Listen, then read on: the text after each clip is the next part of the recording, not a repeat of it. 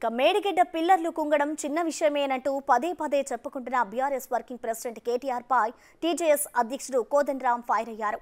కాళేశ్వరంపై దర్యాప్తు చేస్తే కేసీఆర్ బండారం మొత్తం బయటపడుతుందని అన్నారాయన. అప్పుడే వాస్తవాలు జనాలకు తెలుస్తాయంటున్న కోదండరాంతో మా ప్రతినిధి Veerabhadram Goud face to face. సుమారు 1,00,000 కోట్లతో నిర్మించిన కాళేశ్వర ప్రాజెక్టు వైఫల్యంపై తెలంగాణ ప్రజలు ఆందోళన చెందుతుంటే అది ఒక చిన్న సమస్య, దాన్ని పెద్దదిగా చేసి చూపుతున్నారని తెలంగాణ మాజీ మంత్రి కేటీఆర్ కీలక వ్యాఖ్యలు చేశారు. ప్రస్తుతం కేటీఆర్ చేసిన వ్యాఖ్యలు తెలంగాణ రాష్ట్ర రాజకీయాల్లో తీవ్ర చర్చనీయాంశంగా మారింది. ఇదే విషయంపై మనతో మాట్లాడడానికి తెలంగాణ జనసమితి పార్టీ అధ్యక్షులు ప్రొఫెసర్ కోదండరాం ఉన్నారు. వారిని అడిగి మరింత సమాచారం తెలుసుకుందాం. సార్ చెప్పండి, మేడిగడ్డ బ్యారేజ్ కుంగి 10 టీఎంసీల నీరు వృధాగా వదిలిపెట్టారు. అలాంటి దానిని కేటీఆర్ చిన్న సమస్య అని అంటున్నారు. దాన్ని మీరు ఎలా చూస్తారు? ఆయన ఏంటంటే సమస్యను తక్కువ చేసి చూపించే ప్రయత్నం మొన్న ఎన్నికల్లో ఓడిపోక ముందు నుంచి చేస్తూనే ఉన్నారు. అది చిన్న సమస్య ఏం కాదు. పిల్లర్లు కుంగిపోవటం మొత్తంగా భారతదేశంలో ప్రత్యేకించి మన తెలంగాణకు వస్తే ఇదివరకు కట్టిన ఏ ప్రాజెక్టు కూడా ఇట్లా కుంగిపోవటమో దసికిపోవటమో లేకపోతే కూలిపోవటమో జరగలేదు. ఇది మొట్టమొదటిసారి. దీనిపైన కట్టిన ఎల్లంపల్లి బాగానే ఉంది, ఇంకా పైన కట్టిన ఎస్ఆర్ఎస్పి బాగానే ఉంది. ఇదెందుకు కుంగిపోతున్నది అనేది కీలక ప్రశ్న. ఈ కుంగిపోయిన తర్వాత ఆ మీద ఉన్న రోడ్డుకు వేసినటువంటి ఆ సిమెంట్ది రూఫ్ లాంటిది ఉంటుంది కదా, దానికి ఆ రోడ్డు ఉంటుంది కదా, ఆ రోడ్డు అది కుంగిన తర్వాత అది కిందికి వంగింది, వాలిపోయింది. అది దాని పర్యవసానంగా దాని ప్రభావం మిగతా పిల్లర్ల మీద కూడా ఉంటుంది. అంటే ఏం జరగబోతున్నది అని అంటే మొత్తం మీద వీటన్నింటి ఫలితంగా ఈ మొత్తంగా కాళేశ్వరం ప్రాజెక్టే మేడిగడ్డ ప్రమాదంలో ఉంది. ఒక్క మేడిగడ్డ కాదు, మీ పైన ఉన్న రెండింటికి కూడా ఇదే పరిస్థితి ఉంది అని.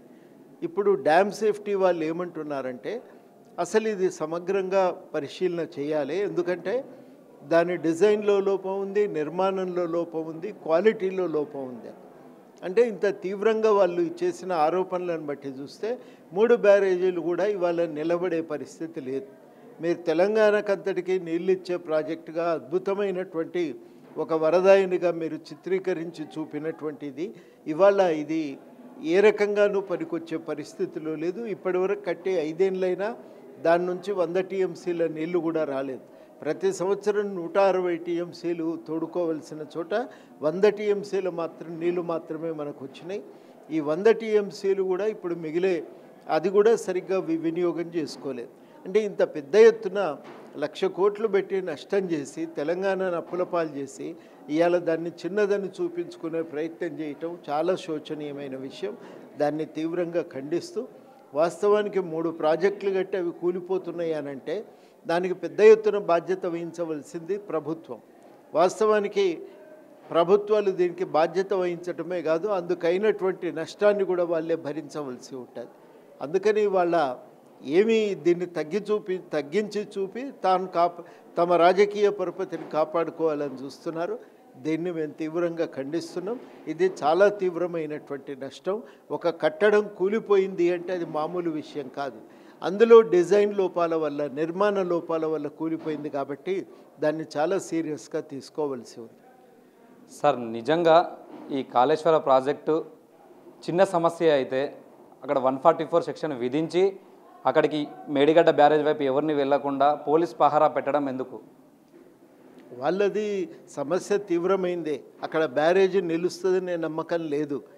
అందువల్లనే వాళ్ళు పోలీసులను పెట్టి ఎవరిని పోకుండా ఆడ కాపలా కాస్తున్నారు. అంటే మొత్తంగానే బ్యారేజీలో ఒక భాగం దసికిపోయింది, అక్కడ మాత్రమే ఈ ప్రమాదం అని అనుకోవద్దు. ఆ రోడ్డు మీద దానికి మీద వేసిన రోడ్డు కూడా కుంగింది. దాని ప్రభావంతో మిగతా పిల్లర్ల మీద కూడా ఈ ప్రభావం ఉంటుంది. అందుకనే ఏంటంటే ఎప్పుడు కూలుతుందో ఏమవుతుందో అనేది వాళ్ళకి అర్థమవుతుంది కాబట్టి అక్కడ పోలీసులను పెట్టారు. ఈ మన మేడిగడ్డ బ్యారేజ్ విషయంలోకి వచ్చినట్టయితే మీరు కూడా ఎలక్షన్ మూమెంట్లో సందర్శించారు. అక్కడ మేడిగడ్డ బ్యారేజు మరమ్మతులతోనే ఆ ప్రాజెక్టు సాధ్యమయ్యే పనేనా సార్? దానికి ఏ మరమ్మతులు చేయటానికంటే ముందు సమగ్రంగా దాని మీద దర్యాప్తు చేయించాలని చెప్పి నిపుణులు అంటున్నారు.